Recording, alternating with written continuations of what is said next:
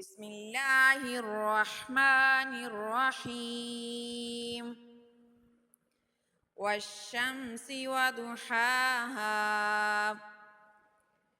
والقمر إذا تلاها والنهار إذا جلاها والليل إذا يغشاها والسماء وما بناها والأرض وما طحاها ونفس وما سواها فألهمها فجورها وتقواها قد أفلح من زكاها وقد خاب من دساها كذبت ثمود بطغواها إذ انبعث أشقاها فقال لهم رسول الله ناقة الله وسقياها فكذبوه فعقروها فدمدم عليهم ربهم بذنبهم فسواها ولا يخاف عقباها بسم الله الرحمن الرحيم والفجر وليال عشر والشفع والوتر والليل إذا يسر هل في ذلك قسم لذي حجر ألم تر كيف فعل ربك بعاد إرم ذات العماد التي لم يخلق مثلها في البلاد وثمود الذين جابوا الصخر بالواد وفرعون ذي الأوتاد الذين طغوا في البلاد فأكثروا فيها الفساد فصب عليهم ربك صوت عذاب إن ربك لبالمرصاد فأما الإنسان إذا ما ابتلاه ربه فأكرمه ونعمه فيقول ربي أكرمن وأما إذا ما ابتلاه فقدر عليه رزقه فيقول ربي أهانن كلا بل لا تكرمون اليتيم ولا تحاضون على طعام المسكين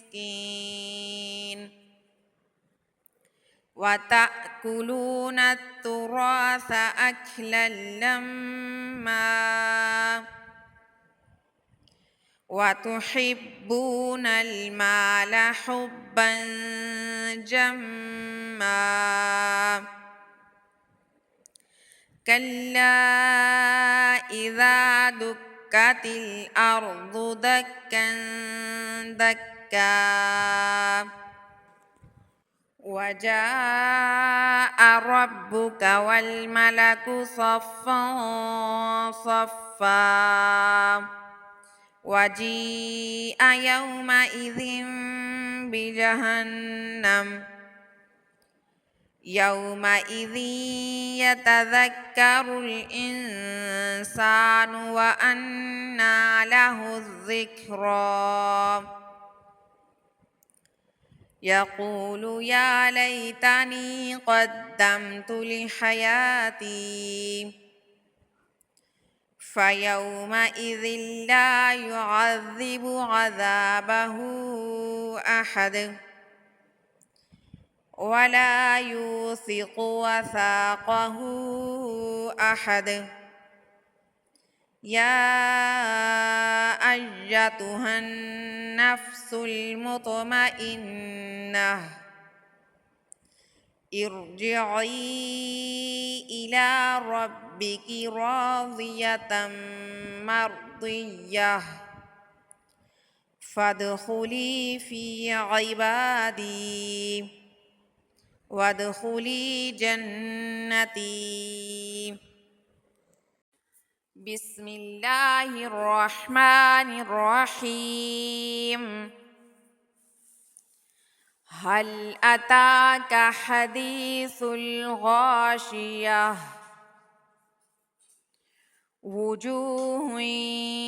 يومئذ خاشعة عاملة ناصبة تصلى نارا حامية تسقى من عين آنية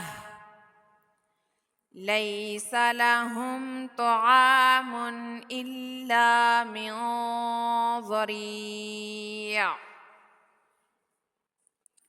لا يسمن ولا يغني من جوع وجوه يومئذ ناعمة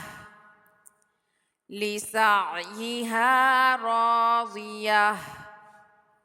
في جنة عالية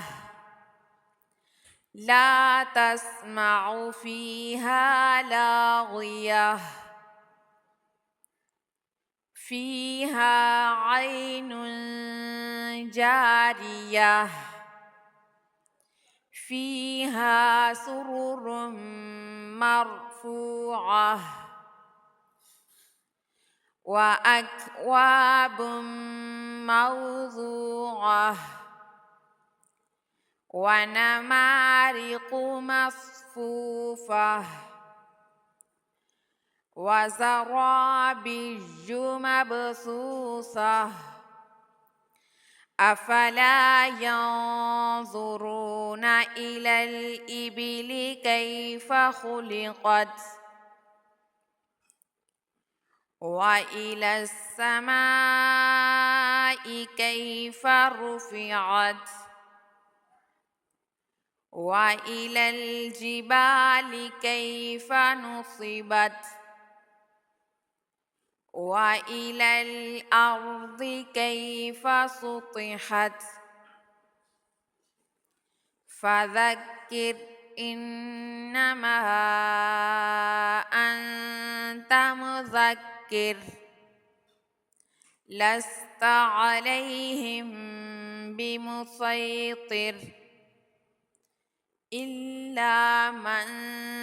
تولى وكفر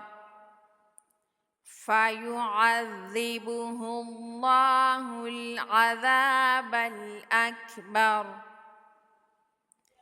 إن إلينا إيابهم ثم إن علينا حسابهم